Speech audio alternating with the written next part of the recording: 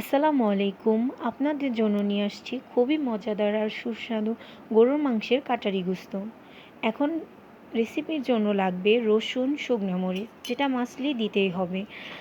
তারপর লং, এলাচ। এরপর গরুর মাংসগুলো ছোট ছোট করে কেটে নিলাম।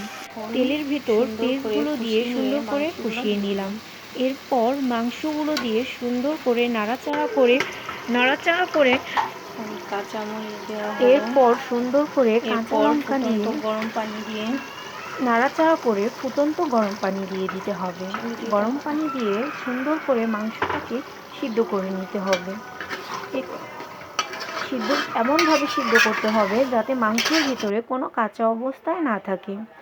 এরপর সুন্দর করে ঝোলটা শুকিয়ে নিয়ে মাংসটা নাড়াচাড়া করে